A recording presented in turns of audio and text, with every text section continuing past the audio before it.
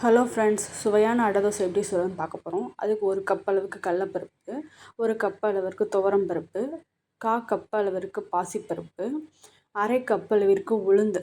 இது 4 மணி நேரம் நல்லா ஊற வைக்கணும். இன்னொரு பவுலில் சோம்பு, பட்டை வத்தல், அரிசி 1 கப்பு, இது 3 ஊற வச்சு ஒரு பாத்திரத்தில் மாற்றி வச்சுருக்கேன். இதை மிக்ஸி ஜாருக்கு மாற்றிட்டேன். இதை மாற்றி நல்லா ஃபைனாக அரைச்சிக்கோங்க. இது ஃபைனாக அரைச்சோன்னையே இது ஒரு பாத்திரத்தில் மாற்றிக்கிறேன். இந்த பாத்திரத்தில் மாற்றிட்டு இந்த 4 மணி நேரம் ஊற வச்ச பருப்பை எடுத்து மிக்ஸி ஜாரில் மாற்றினேன்.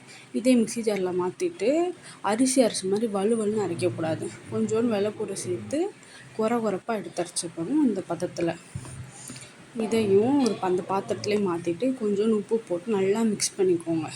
தாளிப்புக்கு வெங்காயம், பச்சை மிளகாய், கருவேப்பிலை, தேங்காய் 4 எடுத்து வச்சுருக்கேன். கடாயை காய வச்சு எண்ணெய் காஞ்சோடனே உளுந்தம்பருப்பு தாளித்தோடனே நம்ம தாளிப்புக்கு எடுத்து வச்சு எல்லாத்தையும் தாளிச்சிடணும். அப்புறம் அதை அந்த மாவோடு மிக்ஸ் பண்ணி தேவையான அளவு தண்ணி சேர்த்து கலந்து விட்டுக்கோங்க. இது நல்லா கலந்தோடனே தோசைக்கல்லை காய வச்சு தோசை ஊற்றிட்டேன்.